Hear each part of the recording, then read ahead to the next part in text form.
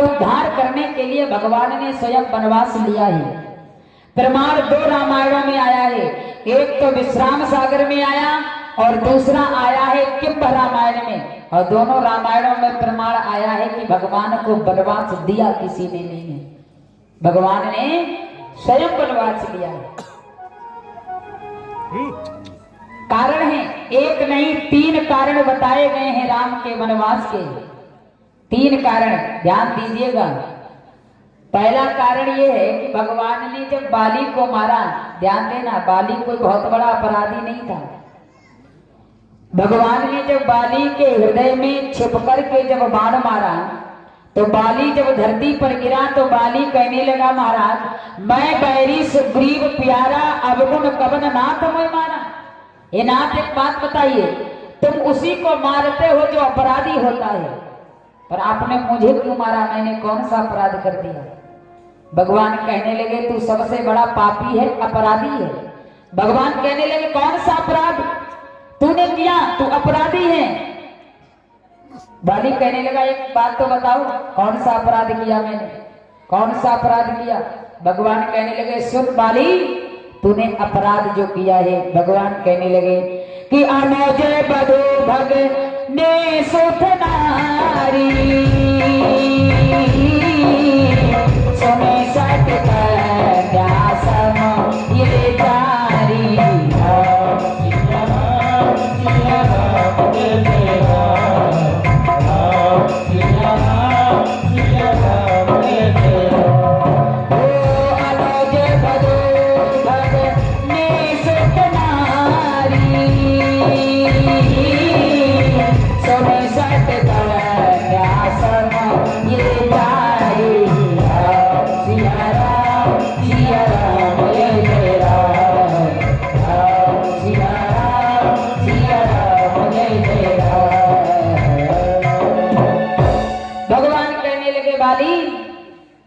तू सबसे बड़ा अपराधी है।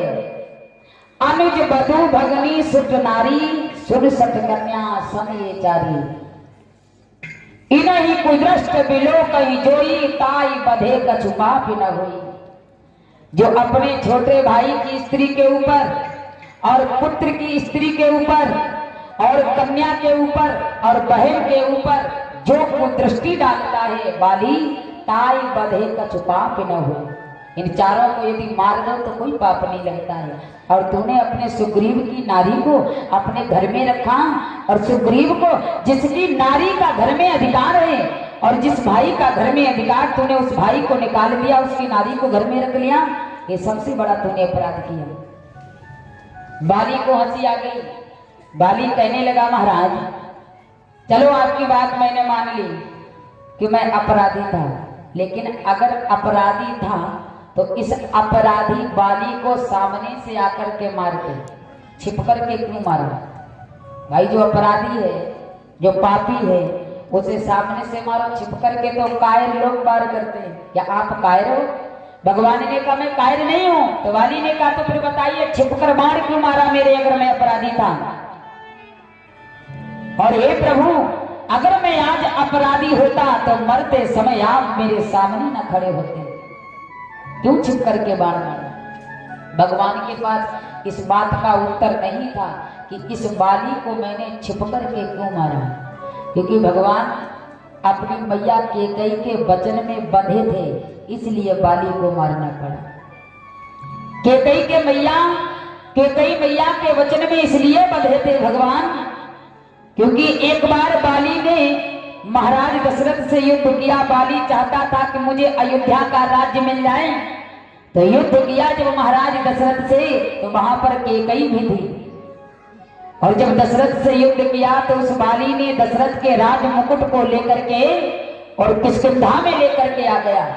तब से बाली ने प्रण कर लिया कि मेरी किष्किंधा में महाराज दशरथ का मुकुट आ गया तो एक दिन इस अयोध्या पर इस बाली का शासन होगा। और कैकेयी जानती थी, जब भगवान का राज्याभिषेक होने जा रहा था तब कैकेयी ने कहा राम, अगर तू इस मैया कैकेयी को क्षणमात्र भी प्रेम करता है तो तुझे इस कैकेयी की सौगंध है, इस राजगद्दी पर मत बैठना। भगवान ने कहा क्यों? बोले इस राजगद्दी पर जब तक तेरा अपने पिता का बदला न ले ले। भगवान ने कहा मुझे किससे बदला लेना है? तब कैकेयी ने कहा तेरे पिता का राज मुकुट तो बाली के पास है।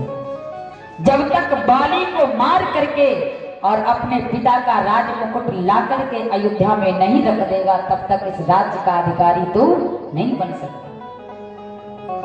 इसलिए भगवान अपने मैया के वचन में बंधे थे तो बाली के छिप करके बाण मारा। और ध्यान देना, जब बाली के भगवान ने बाण मारा, बाली कहने लगा महाराज अगर मैं अपराधी था तो सामने आकर के बाण मारते, छिपकर क्यों मारा? भगवान के पास इस बात का उत्तर नहीं था। और जब बाण मार दिया तब भगवान क्या कह रहे हैं? बोले बाली अगर एक बार तू कह दे तो मैं तुझे जिंदा कर दूंगा। भगवान सोचते थे बाली को मारा तो मैया के वचन को पूरा कर दिया, और एक बार बाली कह दे तो मैं बाली को जिंदा छोड़ सकता हूं। बाली तू एक बार कह दे मैं तुझको अभी जीवन दान दे दूंगा। पर बाली रोते रोते भगवान से कह रहा है कि जनमा जनमा मोने जतन कराई,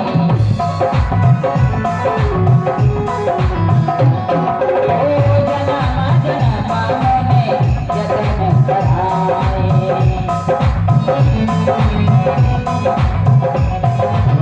जनमा जनमा मोने जतन कराई, अंत राम कही आवत राई, जनमा जनमा मोने जतन कराई, अंत राम कही आवत राई, जनमा जनमा मोने जतन कराई, जनमा जनमा मोने जतन कराई, अंत राम कही आवत राई, अंत राम कही आवत राई।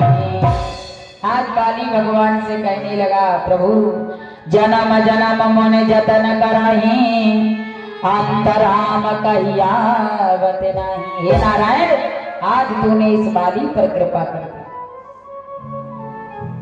लोग पुण्य करते हैं, जीवन भर पुण्य कमाते हैं, फिर भी तू जब कोई प्राण छोड़ता है फिर भी तू सामने नहीं आता।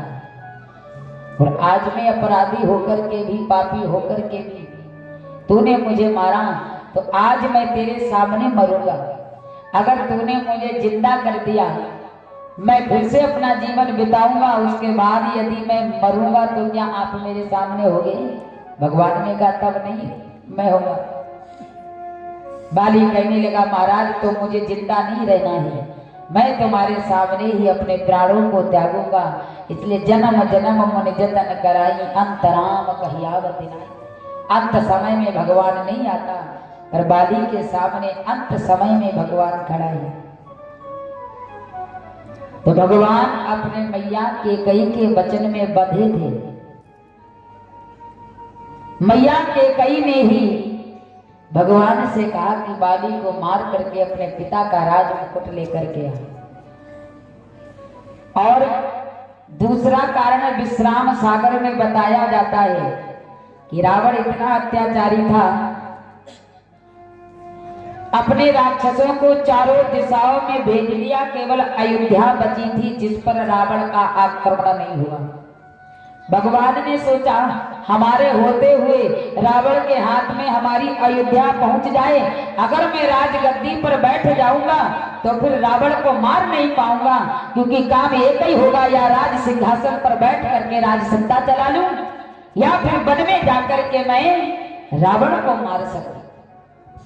तो विश्राम सागर में आया है कितनी सेना रावण ने कहां भेजी और भगवान ने कितनी सेना कहां भेजी।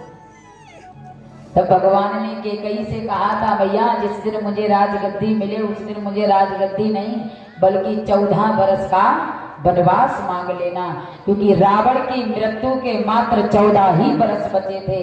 इसलिए भगवान ने स्वयं कैकेयी से कहा भैया राजगद्दी नहीं चाहिए, 14 बरस का वनवास चाहिए। इसलिए राम जी का वनवास हुआ। और तीसरा कारण हो रहे, तीसरा कारण अभी हम नहीं सुनाएंगे, तीसरा कारण आप लोग कल श्रवण करना।